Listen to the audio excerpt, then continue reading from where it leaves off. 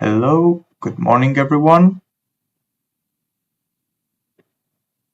Welcome to the EURES Webinar 2025 Insights into the EU Labor Markets. This is going to be the episode about Eastern Europe. This follows the first episode that was about Southern Europe, and we will see some interesting insights into the EU labor market of these countries. Today with us, we have six representatives from seven actually representatives from 6 member states. In order, we will have from Latvia Renate Predele, from Lithuania Loreta Zdaniauskiene, from Estonia Marko Dobrosman, from Slovakia Maria Fabianova, from Slovenia Marko Mochnik, and from Romania Dana Radu and George Bumbeneci. So I will just explain a few instructions to follow this webinar at best. Every speaker will have around 10 minutes to show their presentations, and you will be able from home to comment and ask questions directly to them. You just need to write into the comment section here on YouTube, or you can also use the link that I just pasted in the comments. If you're not able to comment on YouTube, you can just click on that link and ask questions directly from there, and I will read this question to the speaker. So after every presentation, there is going to be a couple of minutes of Q&A directly to the speaker. And after we finish all the presentations, we will have a short coffee break. And then there is going to be a last moderated discussion, an interesting discussion also about some aspects and characteristics of the labor markets in Eastern Europe.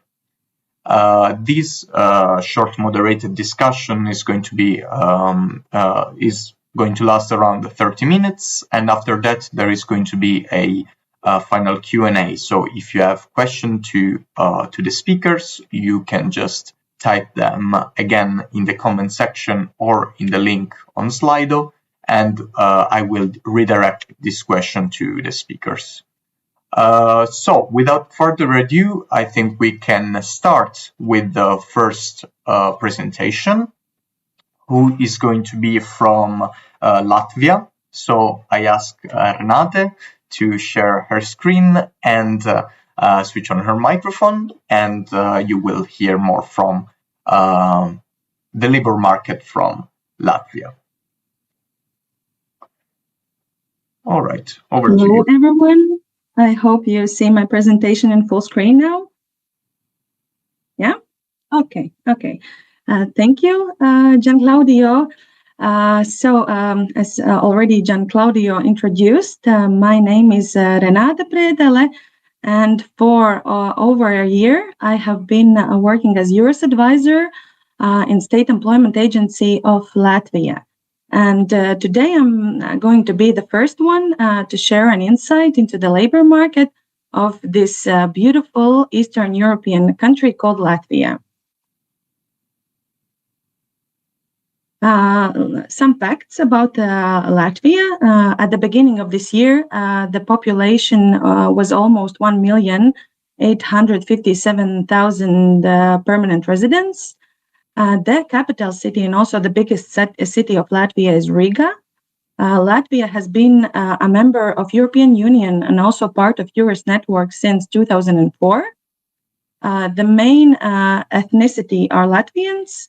However, there is a big Russian minority in Latvia, around 25% of all inhabitants, and also significant minorities of Ukrainians and Belarusians living in Latvia. The most spoken and also the official language is Latvian. However, there are also foreign languages used here, and the most popular ones are English, Russian, and German. This year, the minimal salary is increased. It's 750 euros, while the average salary of last year, of 2024, is 1,685 euros. Employment rate in the second quarter of this year was 64.9%. The unemployment persons are slowly but steadily decreasing year by year, and the registered unemployment rate at the beginning of this week in October 20 was 4.7%. As you can see on the map, the lowest unemployment is in the capital city, where it is 3.7%, while the highest unemployment is on the eastern southern part of Latvia in Latgale region, where it is 9.7%. So from this map, you can conclude that there are regional imbalances. More than half of the vacancies and job offerings are in Riga and its surrounding area, less in the urban centers of the regions, and very few in the rural areas.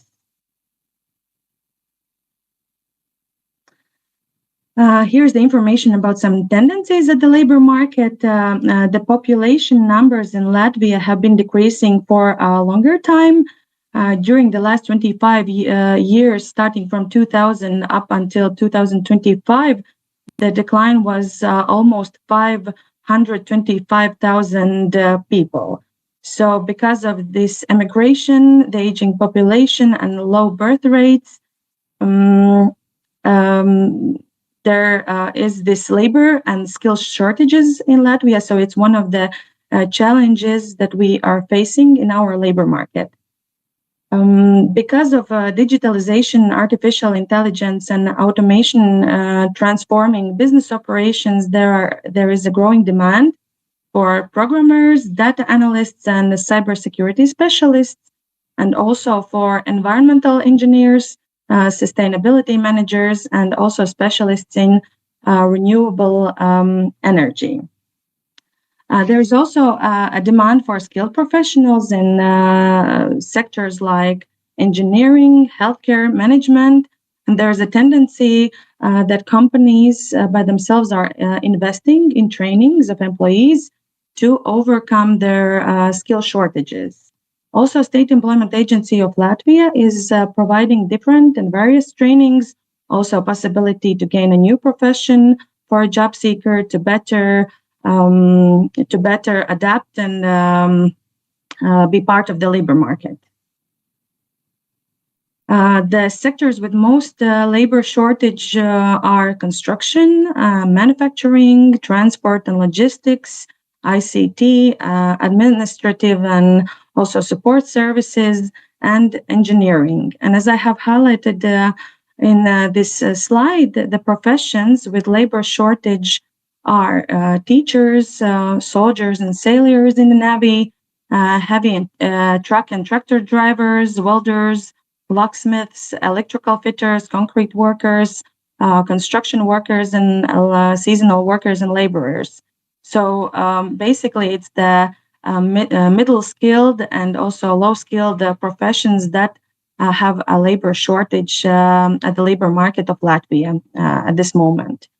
However, the professions with labor surplus are cooks, cooks assistants, kitchen workers, factory workers, caregivers, preschool teachers, project managers, and also other professions.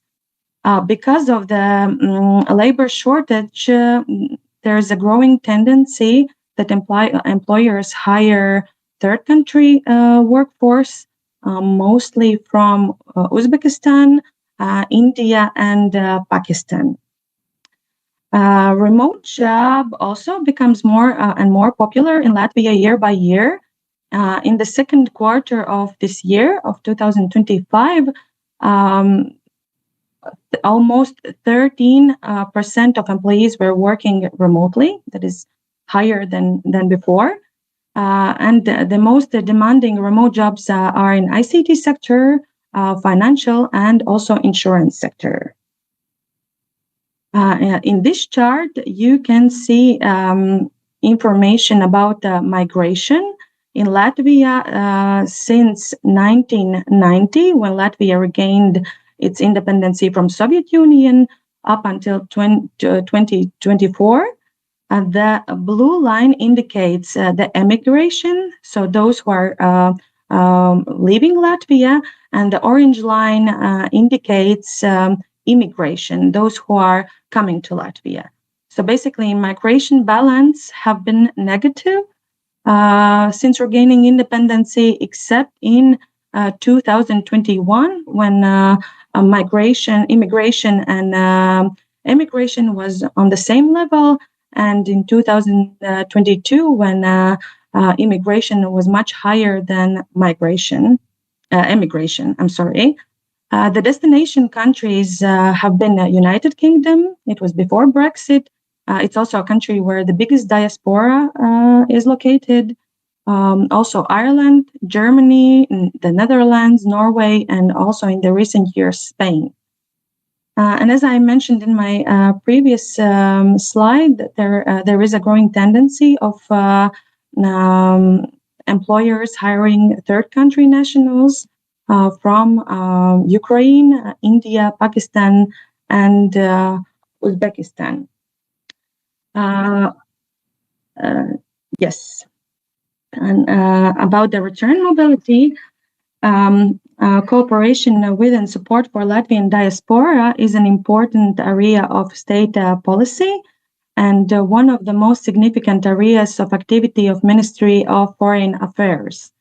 Also, EURES Latvia supports return mobility by different activities.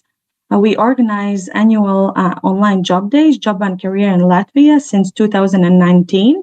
And we see it as a great opportunity to reach diaspora, to inform them about the labor market situation in Latvia, to inform about the competitive vacancies in Latvia.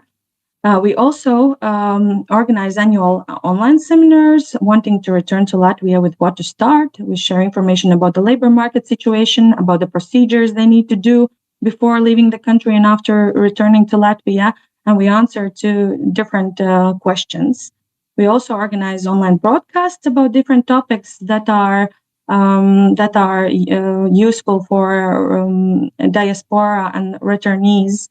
We cooperate both on site and online with diaspora. We attend different kind of events, also festivals, and we create, and every month we send out a newsletter about competitive job offers in Latvia, about business environment and investment opportunities, about available support when returning back to Latvia.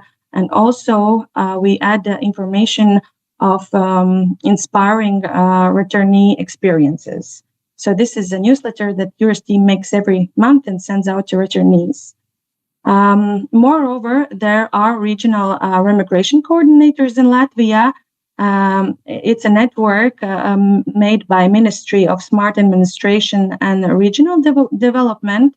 And these are the coordinators that work more with the municipalities, and they make personalized offers in accordance with the interests and needs of returnees. Besides that, the Ministry of Smart Administration and Regional Development, they also in cooperation with municipalities, offer business support for returnees, and or also financial support for those Latvian employers who make a position for a returnee that has returned to Latvia from another EU country. This is about it. Thank you for your attention. I hope you gained and got to know something new about Latvia and its labor market. Maybe you have some questions, please.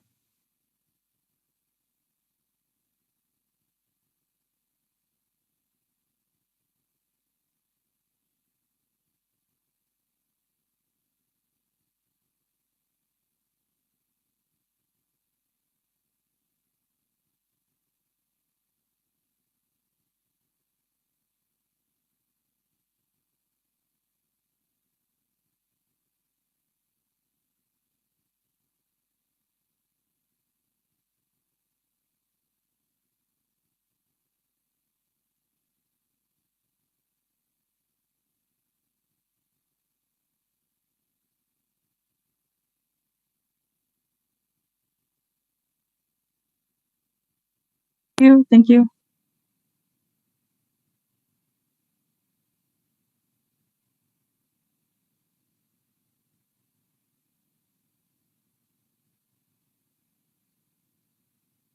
Hello, my name is Loreta Zdanauskene, and today I will present you labor market situation in my country. So first of all, some basic facts about Lithuania. Lithuania is a parliamentary republic with a population approximately 2.9 million. Our capital city is Vilnius. We speak and our official language is Lithuanian. Euro as a currency we have since 2015. And there is minimum monthly salary and minimum hourly rate set by our government. So currently minimum monthly salary is 1,038 euro per month, and the minimum hourly rate is 6.35 euro per hour. For the first quarter of this year, average salary in Lithuania was 2,337 euro. The unemployment rate for the 1st of October was 8.3%, and about 150,000 registered unemployed. And despite the fact that we are a small country, there are regional differences in unemployment rate. So the highest unemployment rate was 11.6% in the eastern part of Lithuania, and the lowest was in the western part of Lithuania with unemployment rate 1.8%. So that's because of different local economies. Some regions have better developed industry and service sectors, and other has less job opportunities due to economic factors. How do we look in Europe? These are data for July 2025. The unemployment rate in Lithuania was 7.1, and EU average was 5.9%. Currently, there are more than 1.5 million people that are active on our labor market, and according to the data 2023, 73.2% were employed in Lithuania, and that's 2.8 percentage points higher than EU average. And there is a goal for Lithuania that at least 80.7% should have a job by 2030. Over the past 3 years, there has been continuous growth in job vacancies such as social work and counseling professionals, secondary education teachers, database designers and administrators, and also for elementary occupations such as fast food preparers, kitchen helpers, and garbage collectors. Demographic changes go together with a growing demand for healthcare and social services. And over the past 5 years, there has been an increase in employment in the professions such as medical doctors, dentists, pharmacists, physiotherapists, healthcare assistants, psychologists, personal care workers, special need teachers, and social workers. If we take a look at the job vacancies that were advertised in 2024, so we had the highest shortage for plant and machine operators, for building and related trade workers, excluding electricians, and for food processing, woodworking, and other craft-related workers. And the highest surplus was for business and administration associate professionals, for laborers in mining, construction, manufacturing, and transport, and for legal, social, cultural, and related professionals. Demographic changes, including aging population and emigration, have resulted in a shrinking workforce. And to address these challenges, Lithuania is focusing on education and skills development, on attracting and retaining talents from abroad as well as returnees, and focusing on innovation and entrepreneurship. Foreigners are the group that fill in our vacancies on demand. So currently, foreigners make up 7.5% of Lithuania's population, and that's more than twice more than it was in 2022, because in 2022 we had only 3.6% foreigners living and working in Lithuania, and currently we have nearly 220,000 foreigners. The largest group is Ukrainians and arrivals from Belarus, but the number of job seekers from the Central Asia is increasing, including such countries as Uzbekistan, Tajikistan, Azerbaijan, Kazakhstan, Turkmenistan. Most of the foreigners work in transport, construction, manufacturing, IT, accommodation and food services. They work as lorry and truck drivers, as mainly for international routes. They work as welders, cooks, butchers, bricklayers, concrete and metal workers. And when we talk about skilled jobs, they work as sales managers, software developers, and in the logistics sector. Returnees is another group that fill in our vacancies. So almost 19,000 citizens of Lithuania returned to country last year. And according to our state data agency, for the 5th year in a row, the number of citizens that return to Lithuania is higher than those who are leaving. And the most common return migration countries are United Kingdom, Norway, Ireland, Germany, Sweden, Netherlands, and Denmark. Study that was conducted by our employment service in 2023 showed that more than half of Lithuanians that are residing abroad would like to return to live to Lithuania. And for my last slide, I would like to introduce you with the sectors that are fast developing sectors, that are priority sectors, and these are renewable energy, offshore wind, life science and biotechnologies, ICT, laser and fintech, as well as other sectors, agri-food, defense and security, transport and logistics. So these sectors can offer many opportunities for job seekers and for companies. And country has 3 business hubs in the main cities, in Vilnius, Kaunas, and Klaipėda. So thank you for your attention. Thank you very much, Loreta. Thank you for your contribution. So again, I ask the audience from YouTube if they want to ask any question to you. They can comment in the comment section or on Slido, the link that I just pasted in the comments. So let's wait just a few seconds. So as there is a little delay from YouTube. Of course, there is going to be again time to ask questions also later. I don't see any question from home, so we can now continue with the next presentation. So thank you very much, Loreta. And we will continue with Marko Dobrosman from Estonia. Marko, over to you. Thank you, John Claudia. Hello to everyone. Just one moment, I will share my screen.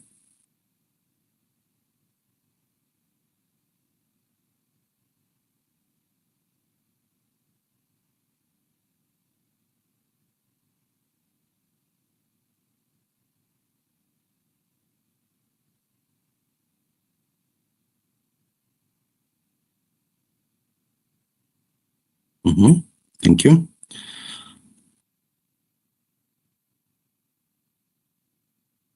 Thank you very much. It's a pleasure to be here today. And my name is Marko. I'm the EURES advisor from Estonia, from Tallinn, the capital of the country, working with EURES 3.5 years, working both with employers and with the job seekers. And EURES in Estonia is the part of Unemployment Insurance Fund of Estonia. So today I will tell you about the labor market in Estonia.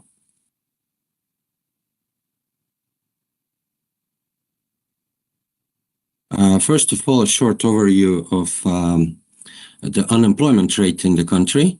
The registered unemployment rate is 6.1%, which means 43,000, a little bit more than 43,000 registered unemployed people. The highest rate is in Ida-Virumaa region, which is near the Russian border, and it's 10.5%. And the lowest is on the Hiiumaa island, which is 3.5%. Here you can see also a source with open information available to everyone, where you can check daily statistics about the unemployment rate. It's updated every day. Now I'll introduce our labor demand barometer and explain what the shortages and surpluses we have in Estonia.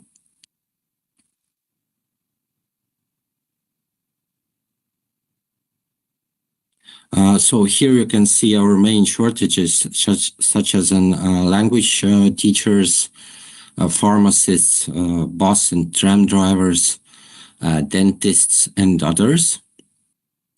And in the top right corner, you can also see the link from the Estonian Unemployment Insurance Fund, providing open information to everyone. It's accessible. Who would like to see the labor demand barometer data, which is updated twice a year in April and in October, so the new information will be soon this month.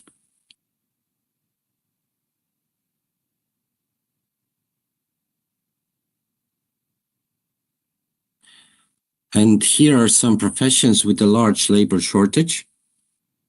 Mostly they are from the education and healthcare sectors, as you can see.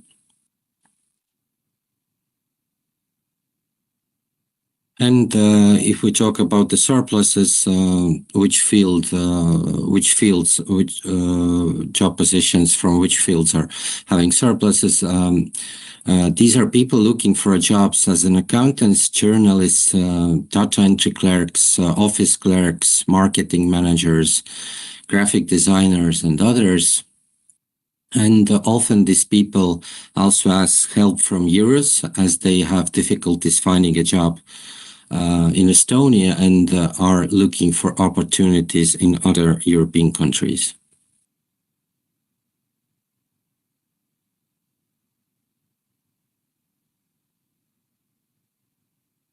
And if we talk about the recruitment challenges, here are some top 5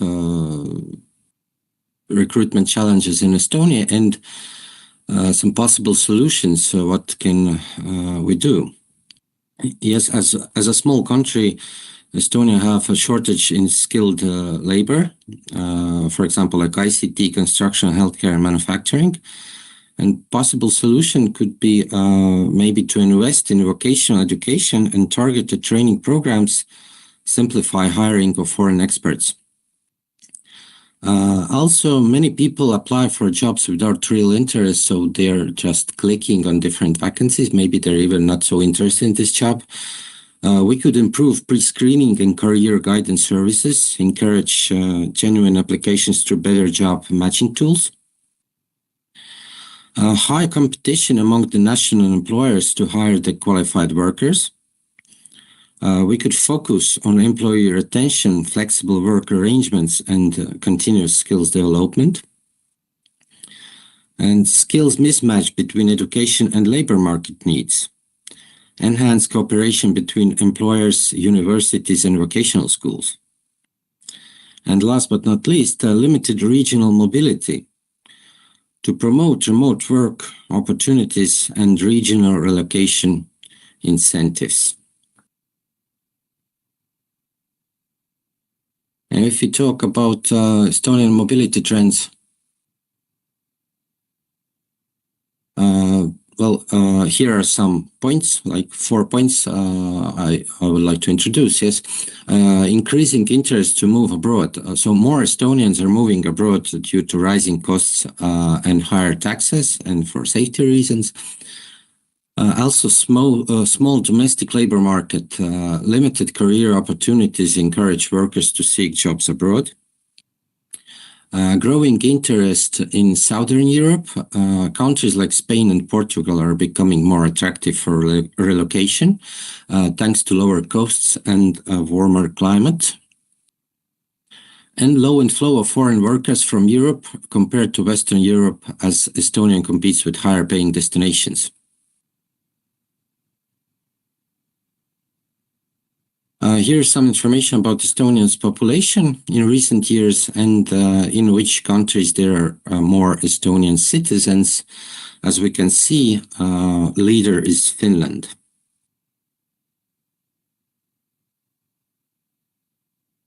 And here's a graph of Estonian mobility. The blue lines show people coming to Estonia and the pink ones show those who leave. Last year's 5,000 more people immigrated from Estonia than average over the past 10 years, although fewer Estonian citizens moved abroad in 2024 than in previous years. The share of Estonian citizens among all immigrants has decreased during the past 2 years.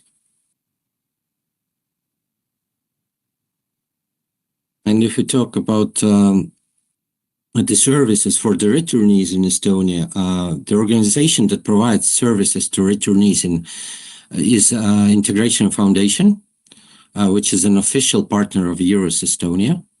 And here on the slide, you can see what services they offer. For example, it's information about the benefits, return support, Estonian language learning, and integration for family members of other nationalities. And that's all. Thank you for your attention. If you would like to contact EURES Estonia for additional information, you can see the email address on the screen. And if you have any questions, I'm ready to answer. Thank you so much. Thank you very much, Marco. So this was the presentation from Estonia. So I'll again check if there is any question from YouTube or Slido. I'll give a few seconds as there is a little bit of delay. So again, I'll just remind you that you can comment using also the link pasted in the comment section. All right, so I don't see questions here on YouTube, so we can continue with the following presentation. So thank you, Marco. So we continue with Slovakia, and we have here Maria Fabianova to present the facts of Slovakian labor market. So over to you, Maria. Hello, dear colleagues, dear EURES channel followers. My name is Maria Fabianova, and I have been employed by EURES since 2004. And I am pleased to have the opportunity to share with you the most important information regarding labor market trends in Slovakia. The key point I would like to highlight is the administrative division of Slovakia, which significantly affect the monitoring of our labor market trends. Slovakia is divided into 8 regions and 79 districts. Each district has an Office of Labor, Social Affairs and Family, or one of its branch offices. These are managed by our ministry in cooperation with Central Office of Labor, Social Affairs and Family. In Slovakia, the relationships between the labor market and job seekers is strongly influenced also by current minimum wage and average wages. In 2025, the basic minimum wage in Slovakia is €816 per month, naturally on gross basis. The average wage for the second quarter of 2025 was €1,654 per month, naturally also on gross basis. To understand the development of our labor market in Slovakia, I will start with a few basic facts about population. The population of Slovakia is more than 5 million, and out of this total, around 3.6 million people are in the working age. According to the official statistics, 2,607,000 people are employed in traditional employment relationships. In practice, this means that 72% of working age population is actively employed. Recently, we have experienced significant employee turnover. On year-on-year basis, we are seeing the biggest decline in workforce within the education and health sector, as well as from the social assistance construction sectors.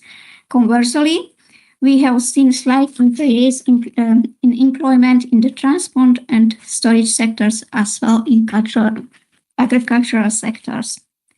We must conclude that it is mainly skilled workers who are leaving our national labor market, but even so, Slovakia remains more of the sending country than the receiving one. One of the ways we are trying to address labor shortages in our labor market is by encouraging labor mobility through incoming migration. We have to take into account that the demonstrated also by outgoing versus incoming graphs, we are still sending out more workers than we are able to receive.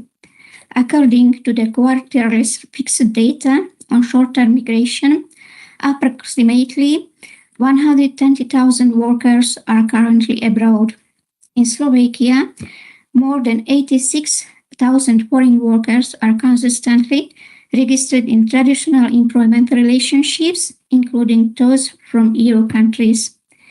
According to the statistics, in order to meet year-on-year labor force requirement, we would need to recruit an average of 35,000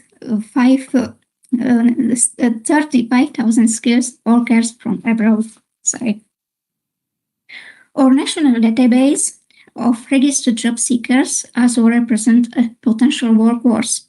A total of 165,230 job seekers are registered in Slovakia. This figure represents an average unemployment rate of 5.93%. As can be seen on color code map, there are districts where the unemployment rate ranges from 8 to 9% and in some cases exceed 9%. The most severely affected areas are those marked in dark blue.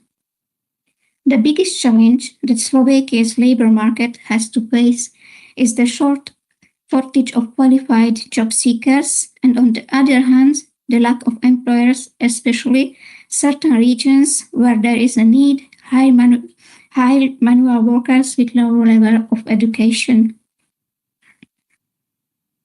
Just so now, I am now going to show you the top employers in Slovakia and the sectors they are focused on. As can you see, up to 56% of top employers hire workers in the automotive sectors or as manufacturers of components for the automotive industry. The next slide presents data regarding the number of registered job vacancies and their overall structure. During the monitored period, we recorded 107,748 job vacancies in Slovakia. As can be seen from the graph, the structure of vacancies primarily reflect the requirements of manufacturing companies in the automotive and other industrial sectors. The highest demand is for skilled employees, particularly machine and equipment operators and assemblers. Our labor shortages and shortages have already been partially indicated also in previous slides. We can provide job seekers for the positions such as manufacturing laborers, freight handlers, or shift pilots. From a professional standpoint, we would primarily welcome these employees, for example, glass and ceramic plant operators, food and related product machine operators, and plastic product machine operators. We also need on ongoing basis heavy truck and lorry drivers and nursing professionals too. Something about the return mobility in Slovakia. The return mobility policy might be one way to address the national labor market needs. In Slovakia, we have a document titled as Attracting and Retaining Talents. This document also addresses the issues of return mobility, and our intention is to attract as many workers as possible to our labor market. The concept focuses on legislative changes, mainly in work permit procedures, as well as providing information to potential returnees and encouraging foreign students to study in Slovakia. As we can see, Slovakia is facing a range of labor market challenges caused by demographic, economic, and geopolitical factors.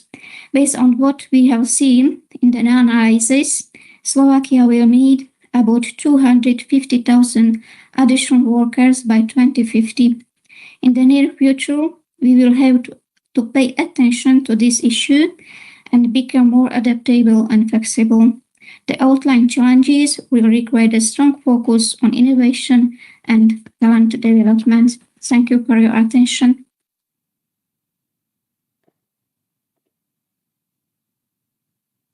Thank you very much, Maria.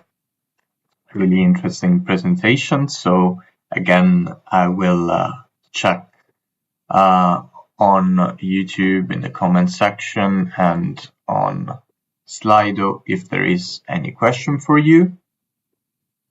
I already noticed that there are some questions for other speakers that we will redirect at the end of all the presentations. So don't worry, everything will be answered.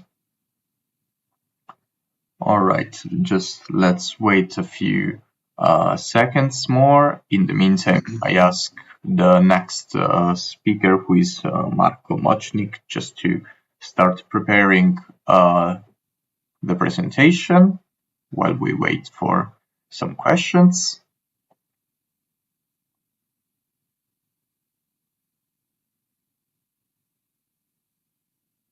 All right, so no question here. So we will thank Maria for your presentation. So we will follow with Marko Močnik from Slovenia. Over to you, Marko. Hello, my name is Marko. I would like to explain you some facts about Slovenian labor market.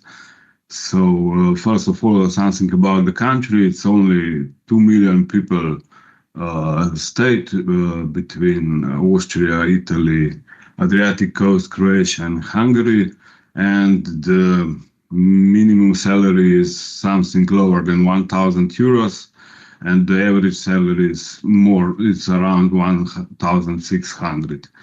We are devoted in only 2 cohesion regions because we are a very small country.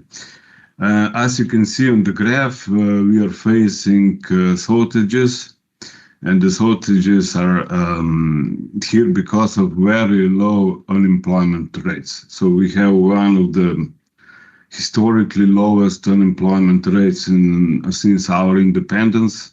As you can see, it's according to labor force survey, only 2.9% of people are active people are unemployed, and that means that brings us to shortages in almost all sectors, like public sector, like healthcare, education, social care, and also in other like construction, hospitality, logistic, ICT sector, and some are connected with the problem of knowing Slovenian language, and the other are connected with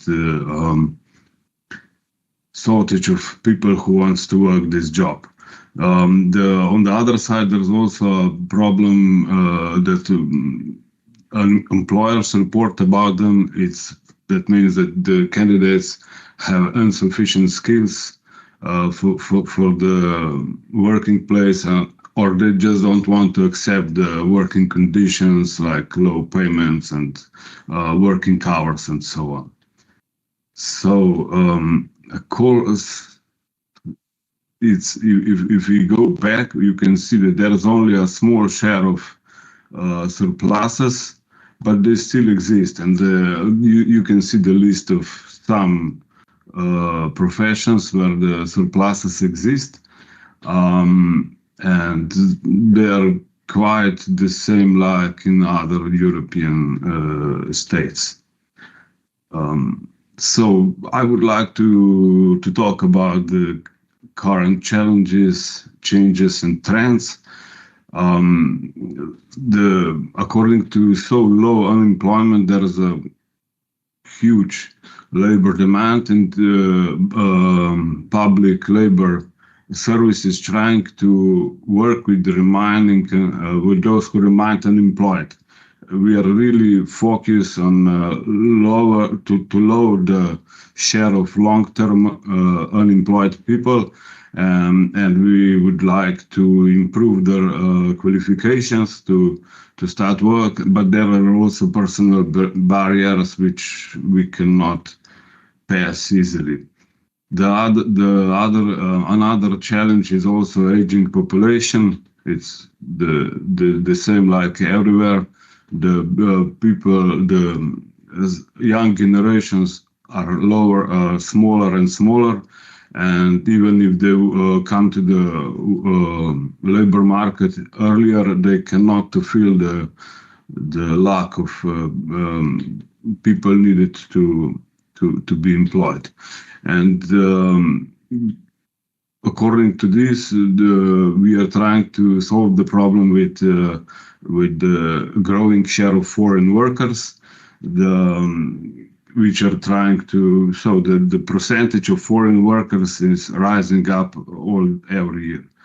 The problem is with the regulated professions, like in which they need to know the Slovenian on very high level, like teachers, doctors, and so on. And also there's a somehow challenge with increasingly need of lifelong learning and education. Government is trying to improve the situation on labor market to fill the need of workers with the list of occupations for which you don't need to check the home labor market. You can easily employ the foreign workers. We also, the government will also put the relief for returnees, tax reliefs. I don't know, and the public employment service also established an info point for foreigners, which provide information for foreign workers, and is working on the focus to prevent abuses that happened earlier. We also create active events in third countries. Firstly, we were focused in the Balkan region, with which we shared some cultural and we share the same culture, and we were once in the same state. But nowadays we are also focusing in Asia, and nowadays even in South America. And we are creating events in which we are trying to explain people before they come to us what can they do in Slovenia, and what are their rights. So those events are great to prevent the abuses and to raise awareness of the people who will maybe come. So this, maybe I started with this subject. So the social activation is also very important point, because we are trying to reintegrate the long-term unemployed, as I said, and we are trying to extend our working period, not just by law to prolong the needed working age, but also to remove restrictions on pensioners' work, or to give them some benefits if people work longer. At the end, I would like to tell you about the return mobility. So there are new trends that I don't know, maybe I didn't expect yet. So the trend turned in the way that still more people immigrate, but also the trend is that immigration is rising up, so that still more the foreigners are coming, but Slovenians are leaving Slovenia, but the number of Slovenians who are coming back is somehow becoming on the balance the same number of people who are leaving are also coming back, and they're facing some problems. There is no problems if you come from European Union. There's no problem with social rights, with pensions, with health insurance, but there are problems with housing, with integration of children into school system, there are problems, but the government doesn't have a unified system for the returnees. And EURES is trying to inform the returnees about the situation and how to help them and how to cooperate. And we are also trying to cooperate with Slovenians abroad. There is also a special sector of people who are working abroad on daily basis, and they're probably, most of them are working in Austria, and they are going there and coming back, but when they achieve the material goals, they come back to Slovenia because of the value of social life, with the value of family life in Slovenia.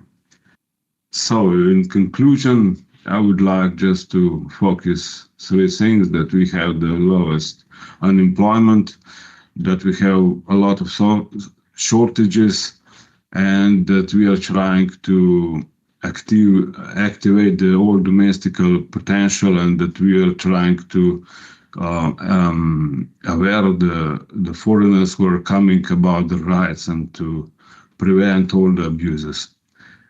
Some surpluses are still existing, like in other countries, but it's not a lot.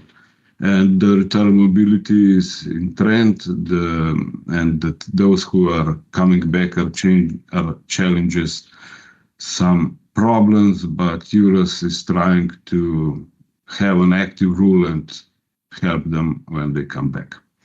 Thank you.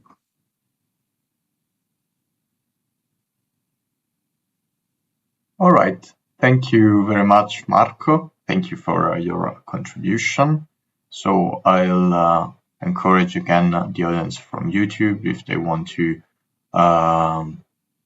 ask any question, they can do it on the chat or on Slido, which is the link in the second comment in the comment section. So we wait just a few seconds in order for everybody to ask question if they have. Of course, if you type in questions after the time has passed, don't worry, we will answer them in the final Q&A session. So I will ask to the last team, so the Romanian team, to get ready. So thank you very much, Marco, for your contribution. So we have now from Romania Dana Radu and George Bumbeneci. Okay, let's see the screen share. All right, so over to you.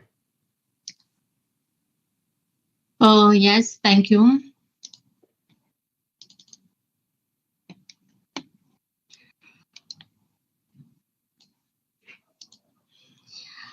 So we are, Romania is a member state of the European Union since 2007, and we have the capital established in Bucharest. I will get to the point, to the subject of the presentation, and we have a brief description of the labor market in Romania. So the Romanian labor market is going through a critical period marked by rapid, fast changes and increasing pressures. The Romanian labor market is struggle between the aging of the active population, lack of investment in workforce development, and migration. The serious effects of an accelerated demographic decline on the continuing migration of young and skilled people abroad are strongly marking the labor market. The phenomenon of demographical decreases puts pressure on the pension system and the availability of labor in the next decade. So Romanian's active population has decreased by approximately 3% in the last 5 years, and the birth rate continues to be one of the lowest in the European Union. So next slide, please. The next one. Thank you. Registered unemployment at national level. We have here some numbers. Civil employed population is around 7.7 million, according with National Institute of Statistics. In 2024, the unemployment rate of working age population was population between 20 and 64 years was around 70%, with it was under the European level. Romanian resident population to 1st January this year is a little bit over 19 millions. Now we have the registered unemployment rate according with National Agency for Employment with our database. So at the end of August this year, it was the unemployment rate. It was 3.2% registered. Number of registered unemployed person. We have more than 2,000 persons, out of which we have 53% of men, 47% of women, 73% from rural areas. Also, we have a percent of 40 on long-term adults unemployed. Next, please. Another brief description of the labor market in Romania. Last year, we had 40% of available jobs in the IT, manufacturing and services sectors remained unfilled to the lack of qualified candidates. It is necessary to develop retraining and upskilling programs throughout the working life. Given the aging population, the active integration of people over 50 years old into the labor market is essential. This emphasizes the urgent need for retraining on continuing professional training. Next slide, please. Here we have a situation of Ukrainian citizens' impact into Romanian labor market. Since 2022 until the end of September this year, the number of Ukrainian citizens registered to PES was 24,764. And most of the jobs that are filled by Ukrainian citizens are in sectors as hospitality, building sector, transportation. Most of these jobs are occupied by unskilled persons. We have, next slide, please. We have a statistic of working life. Of course, the level of European Union is 37.2. And in Romania, the duration of working life, according with statistics from last year, is 32.7. We have also a graphic and statistic of growth of retirement age since 1990. Since last year, 1st of September, we have a new legislation regarding retirement. And we have, since last year, we have the retirement age for both the males and females to 65. By 2030, because in the past in Romania it was a difference between the retirement age to female and male, and the difference it was around 5 years or more or less. Next slide, please. Here we have some graphics regarding registered unemployment at national level, and we have age groups, education levels, and employability. In this order, we can say that regarding to age groups, the main group is about 40 and 49 years old, and the percent is the largest one. We have 24.71%. Regarding education levels, we have the largest sector in secondary education with a percent of 33, around 34. And regarding employability, the main sector is around 41.28% regarding hard and hard employability, occupability. Also, we have some statistic about difference between males and female salary and unemployment. And related with unemployment, we have some graphics, and we can see that the youngest females are more unemployment in the sector of unemployment, and related with 55 years, over 55 years, we can see that we have an equilibrium between male and female.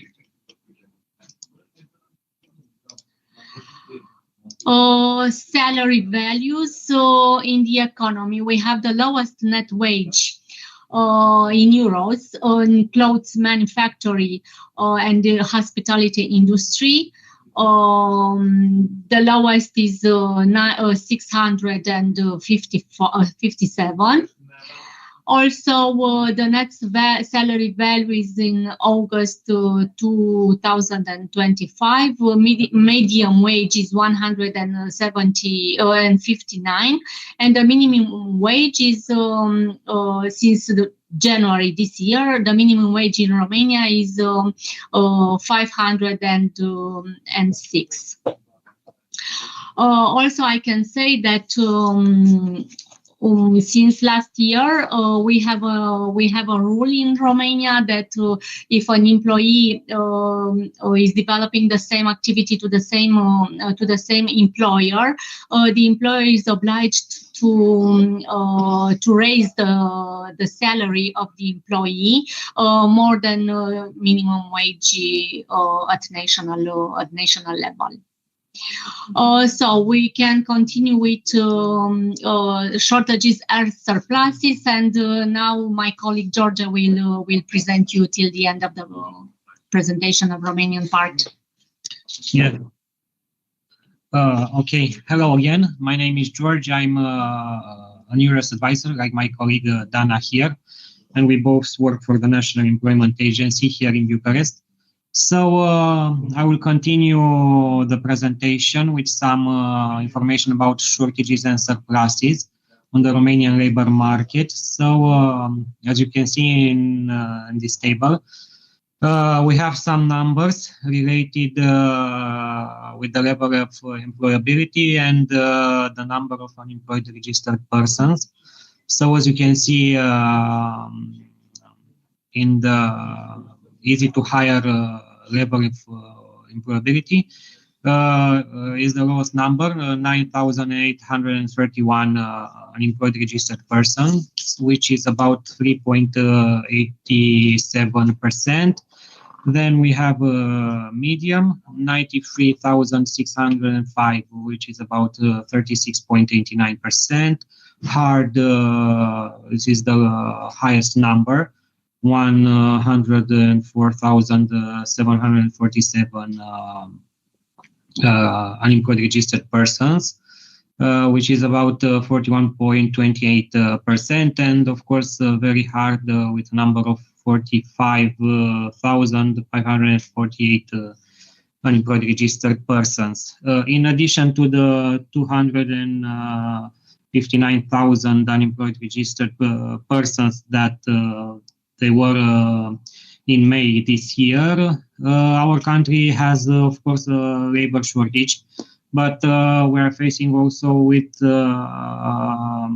hundreds of thousands of inactive people, the so-called needs category, people who are neither integrated into the workforce nor following a form of education or courses.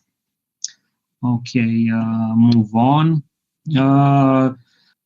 We have here top 10 shortages and surpluses at national level. So according to the National Employment Agency's database, on the first semester of 2025, the main shortages are for messengers, package deliverers and luggage porters, shop sales assistants, security guards, heavy truck and lorry drivers, car, taxi and van drivers, fast food preparers, cleaning and housekeeping supervisors in offices, hotels, and other establishments, building caretakers, and metal working machine tool setters and operators.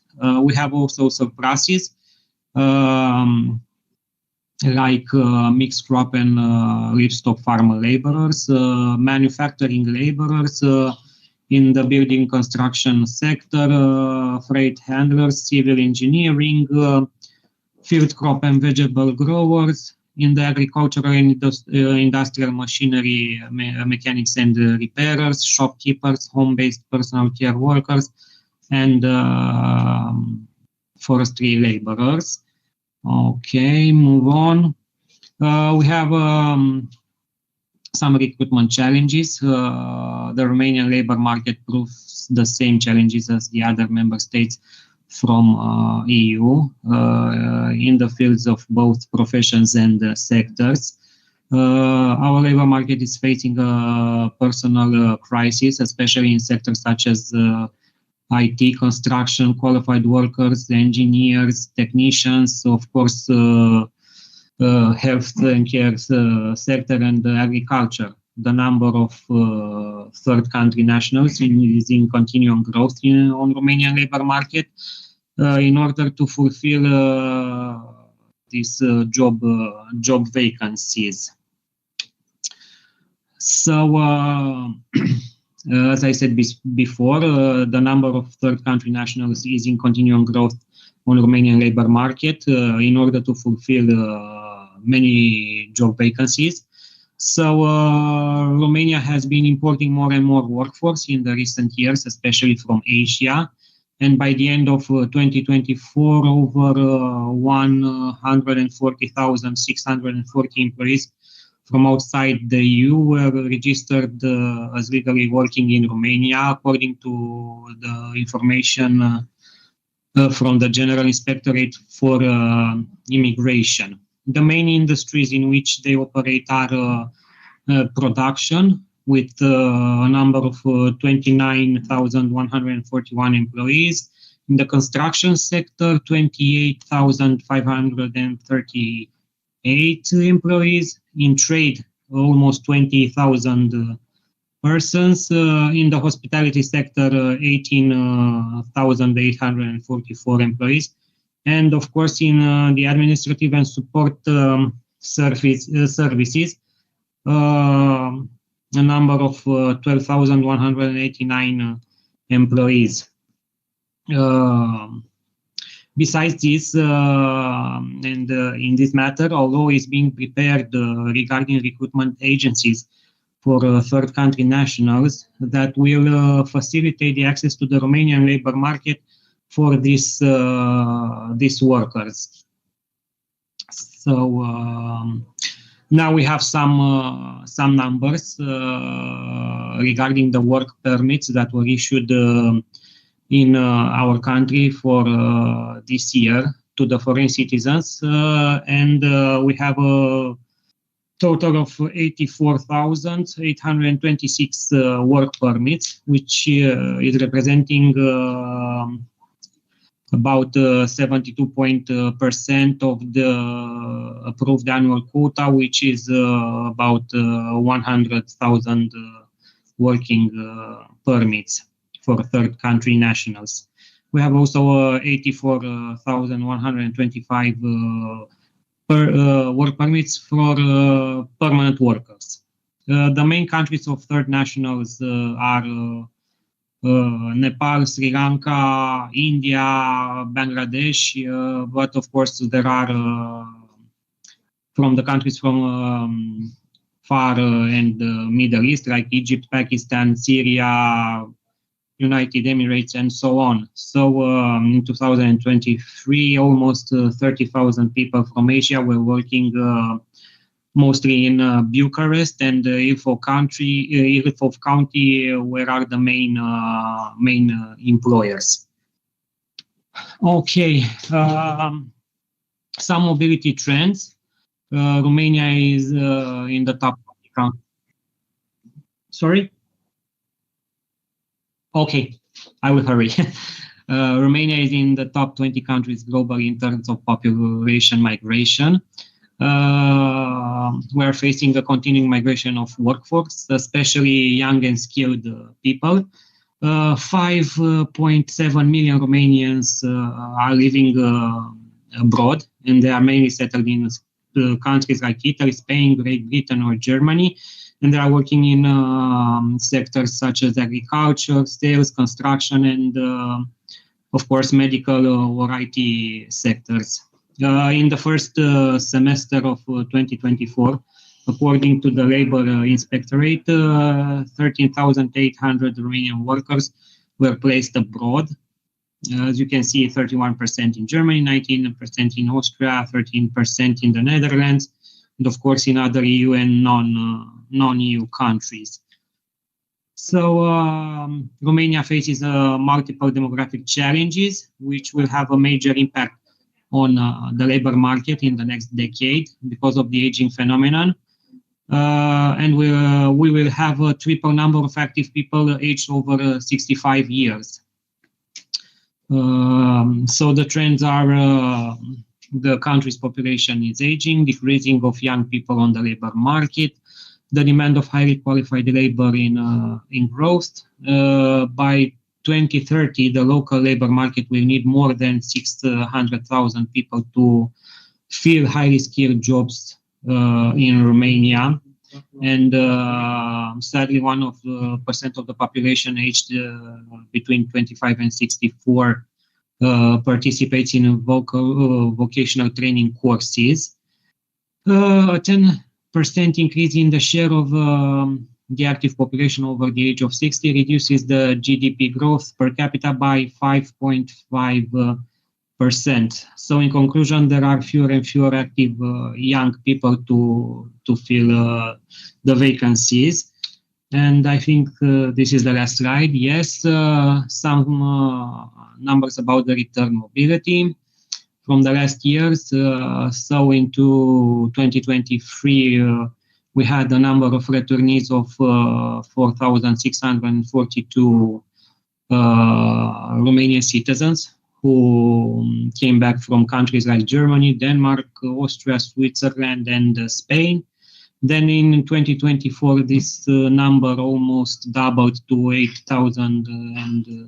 691 returnees, and this from the beginning of this year until the end of August, we have a number of 8,040 returnees so far from almost the same countries.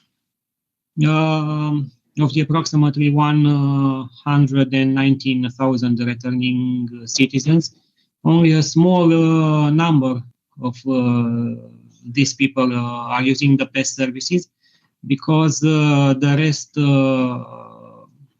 of them choose to have to start their own businesses and become entrepreneurs, and of course most of them are getting retirement.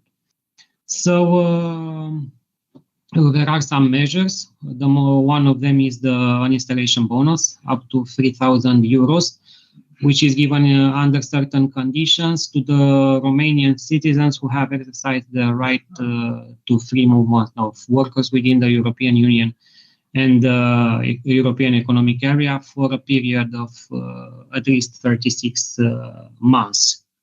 So, yeah, this is the last one. Thank you.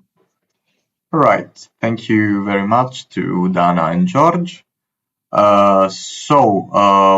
Let's check if we have other questions about the Romanian presentation, but I don't see any so far. I saw that there are a couple of questions for other speakers, so we can address them later in the final Q&A session. So we can have a short break. Let's have 10 minutes break. So we come back at 11:28 Central Europe summer time. So I asked the audience from home not to leave, and we will be back in 10 minutes. Also to the speakers, I ask not to leave the call, but stay here. So I'll see you back in 10 minutes. Thank you very much.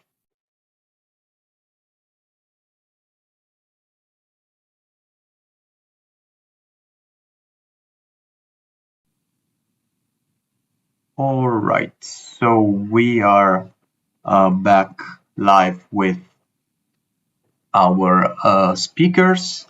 We will start this final session with a few questions that we received from the audience and that were not answered. So the first question was directed to Marko Dobrosman from Estonia, and it was about the minimum and average salary. So what can you tell about minimum and average salary in your country? Yes, thank you for the question. In this 2025 ongoing year, Estonia has the minimum salary 886 euros. This is gross salary. If we calculate to net salary, it should be around 810 euros. And the average salary, the last information, the last data from September this year, the average salary gross number was 2,126 euros, which is in net amount about 1,600 euros.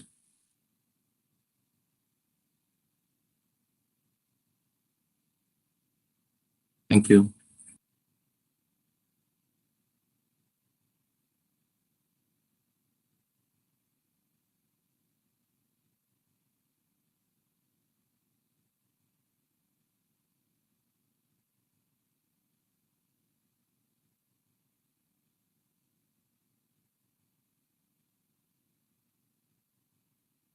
Yeah, I'm really thankful to one who noticed the uncertainty that happened on the graph. So first you see that the immigration to Slovenia is higher than emigration, but it means it means in total all the people who are coming and those who are going out. But on the next two paragraphs, I wanted to show there's uncertainty. I wanted to show that there are still more Slovenian citizens who are moving abroad, but those who are coming back are the number is growing, so it's coming to, we're gonna have a balance maybe in the future. So this was the uncertainty. I'm really thankful for that. Maybe it would be better to make two graphs, but now it is what it is. So there are two different topics about the total immigration and emigration and about Slovenian citizens.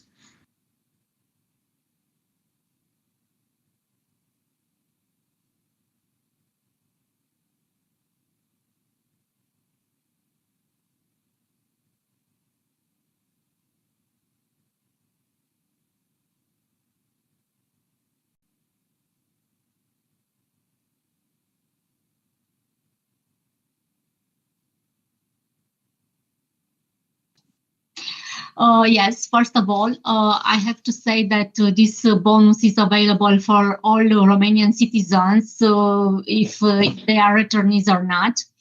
And also a main reason to get this installation bonus is to be registered to PES. So a returnee Romanian citizen has to go to the PES that he belongs according with identity card, Romanian identity card, and to get registration there.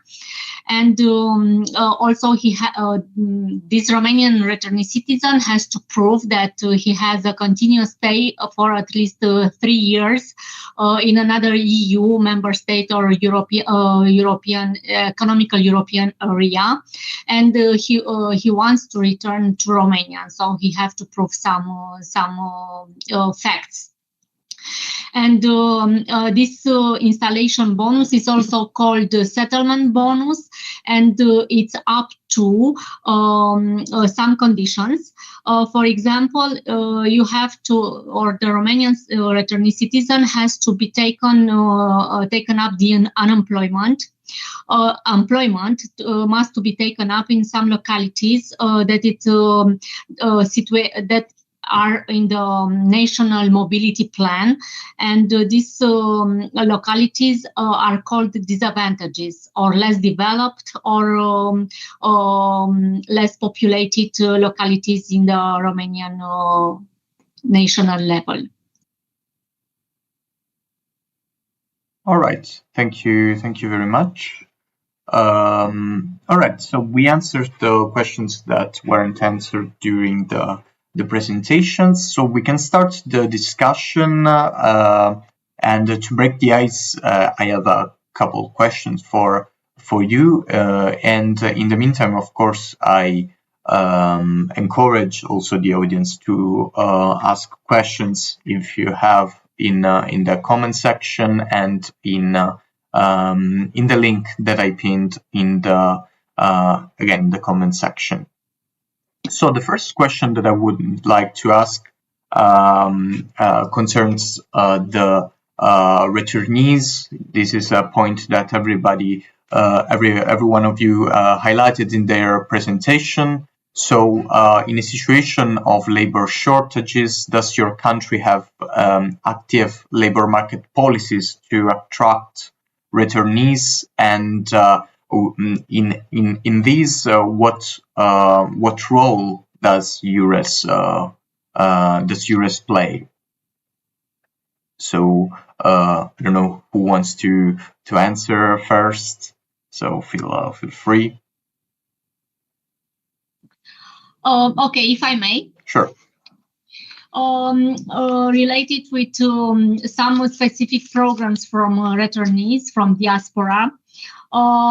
Periodically we had in the past, and we want to have it also in the future, to have some meetings with diaspora in the countries where we have a large number of Romanian citizens, like Italy, Spain, or even if in UK, United Kingdom, it's not a EU country anymore, but in May 2023 we had a meeting, on-site meeting with some Romanian citizens, and we have some specific campaign to inform them what is the situation on Romanian labor market, about salaries, about measures applied to all Romanian citizens. And also we can organize online meetings supported by Romanian embassies in those countries that I mentioned. So this is the role of EURES, where we can interfere and to help with this kind of information. All right, thank you. Thank you very much for your answer. Any other speaker would like to answer to the question? For example, me. Sure. In Slovakia, we don't have a dedicated labor market policy, especially targeting returnees. However, potential returnees can currently benefit from our national project that's so-called Together We Look for a Job 3. And as part of this initiative, on EURES staff provide information and advice, including support for returnees. And also we have a Migration Information Center, which offers emergency return assistance to Slovak citizens, and EURES cooperate with them when needed. That's all that we could offer. All right, thank you very much. Thank you.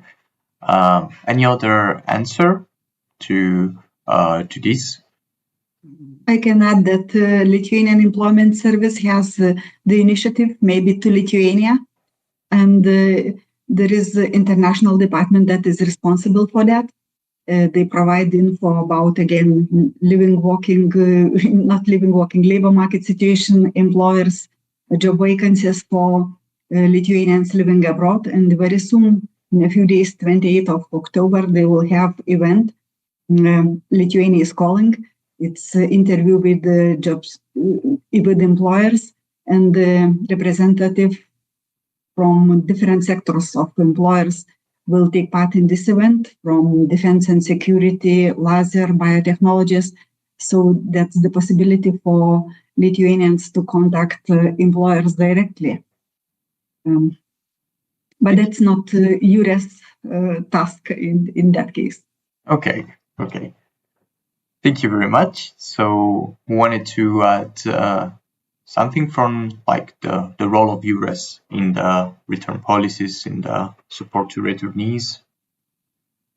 Yes, I would like to add, as I mentioned also in my presentation, we have a plan for working with diaspora.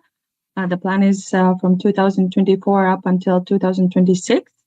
But it mainly concentrates of regional remigration coordinators that I mentioned in my presentation, because their main task is to work with the diaspora and returnees to provide these personalized offers, consultations regarding coming back, integrating back in the municipality, finding doctors, housing, and so on.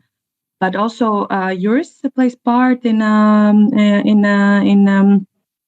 return mobility process because we also support in different questions. As I mentioned, we organize different kind of events, mainly online, but also on site. We consult those returnees who come back and they want to get to know the situation in the Latvian labor market. They want to understand better family benefits, for example, or unemployment benefits, how to export them from the last employment country back to Latvia. So we also take part in the process, yes. And I would say that each year it's a bigger and bigger emphasis of on return mobility in the work of State Employment Agency of Latvia. Very interesting. Thank you, Renate.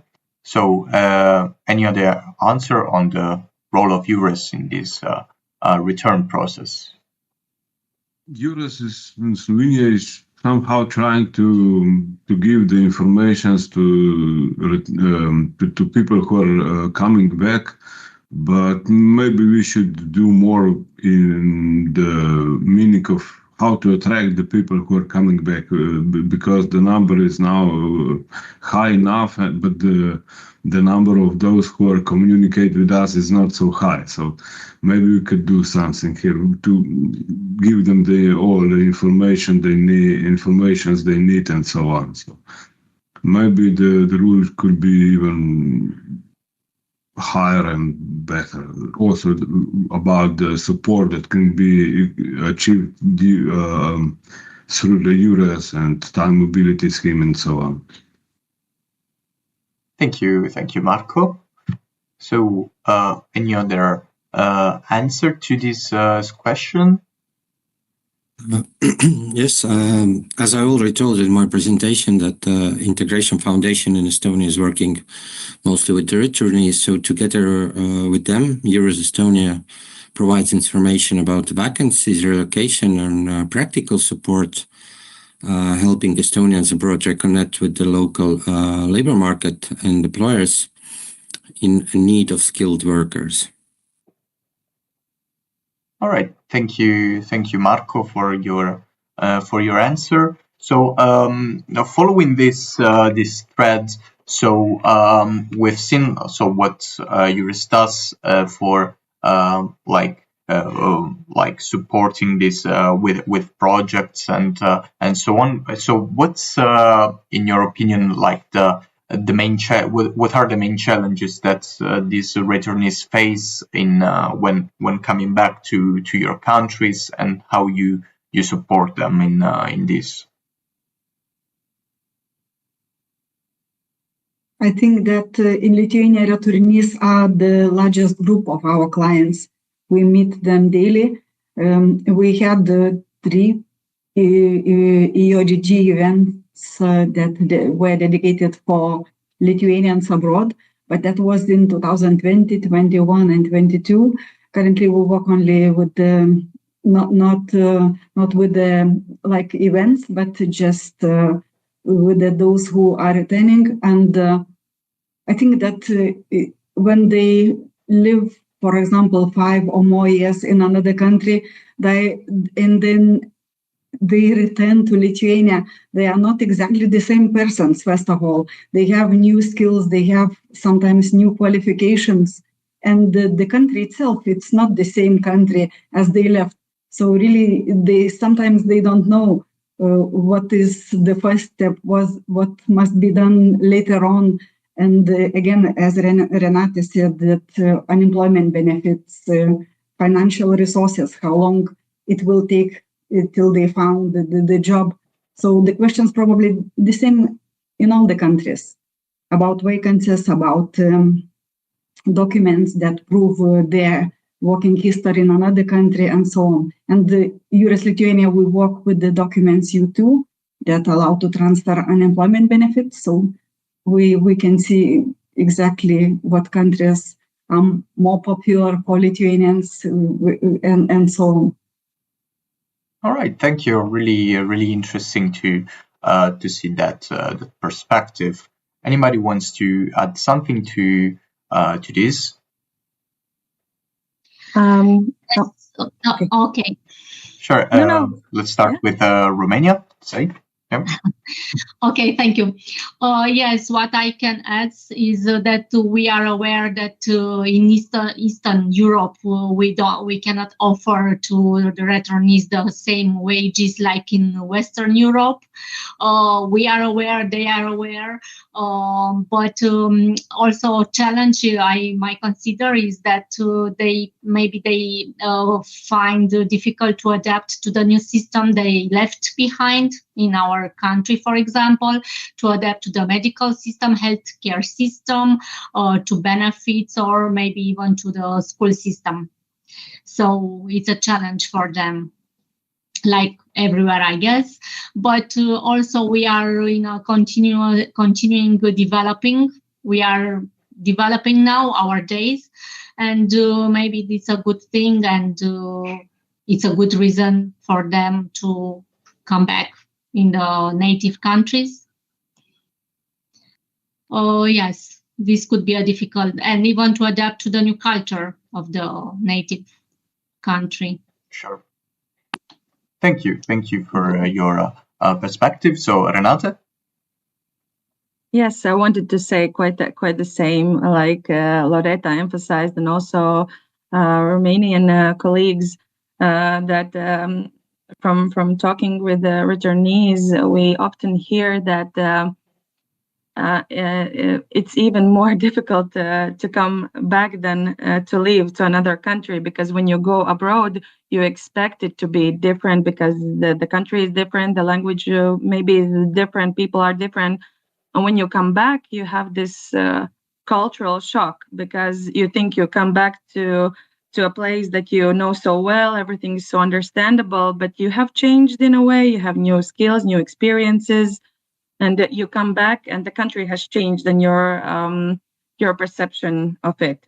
Yeah, so this is very interesting to hear from returnees, and also the questions are very similar as to the colleagues that we consult about formalities, about these benefits, about pensions, what is happening with my pension if I come back to Latvia, or how to find housing, language learning opportunities.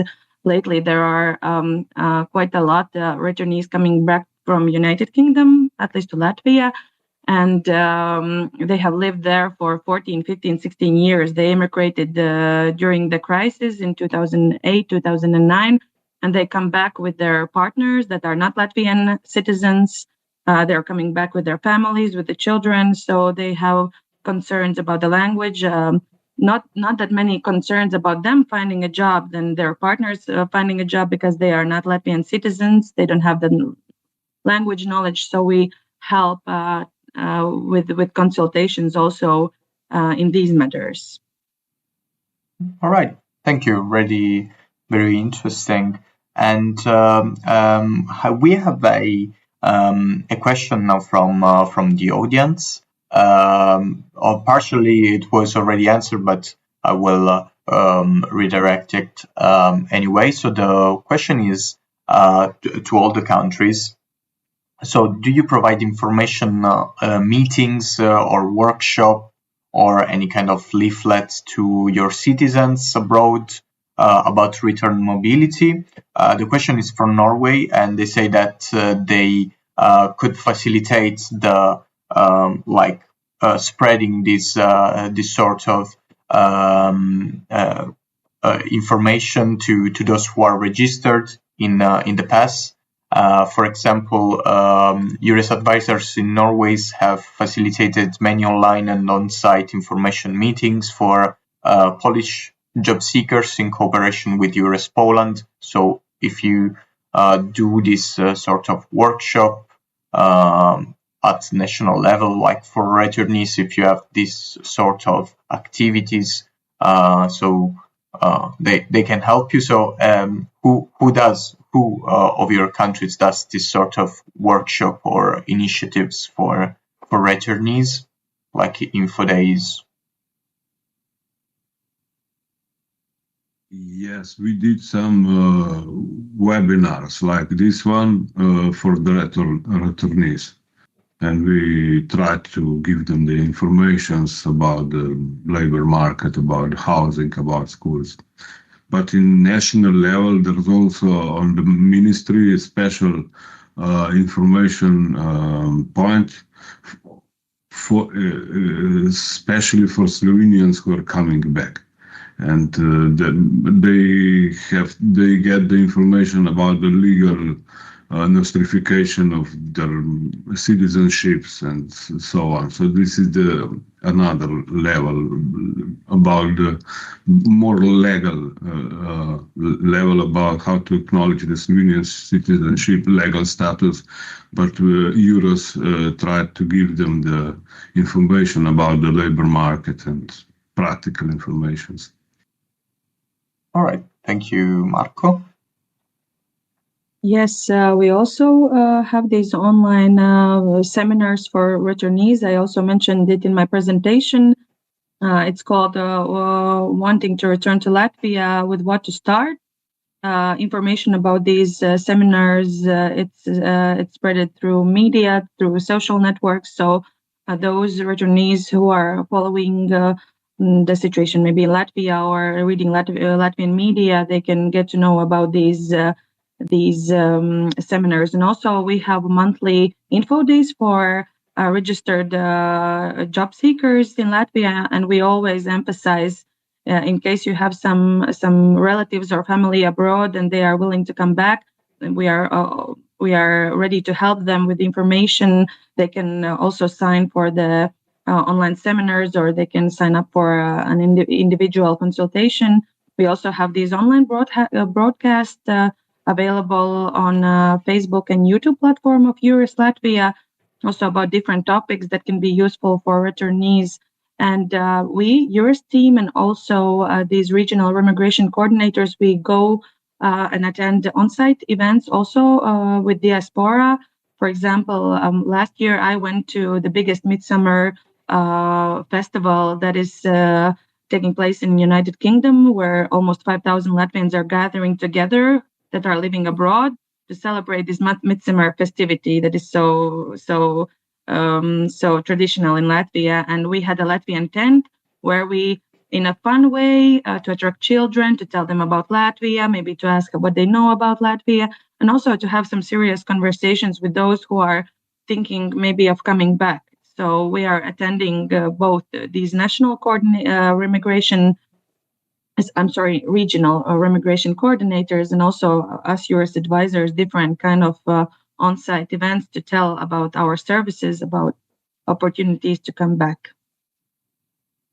Right. Thank you very much, and also thank you to the colleagues that are writing in the comments that you can that they can of course be as multipliers of these activities. So thank you to so Norway, also the Netherlands is willing to help you in this. So it's nice to see that the network reacts positively to these initiatives. So you know that you can contact them to multiply the message of these activities.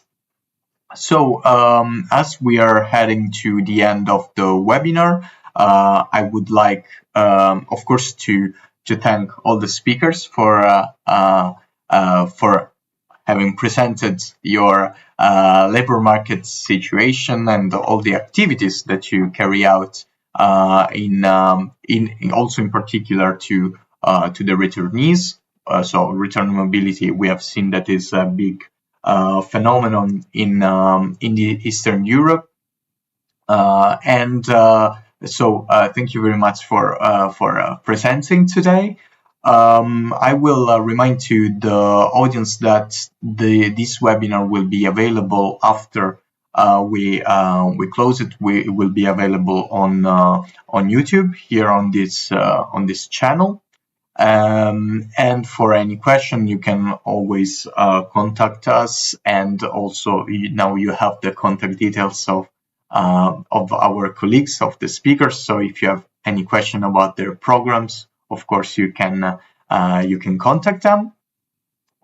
Before closing, I just remind you that we always evaluate our activities. So I will paste here just a link where you can evaluate the webinar. And I wish you all like a great day, and hope to see you in the next webinar. So thank you everyone, and have a nice day. Bye bye. Bye. Thank you. Bye.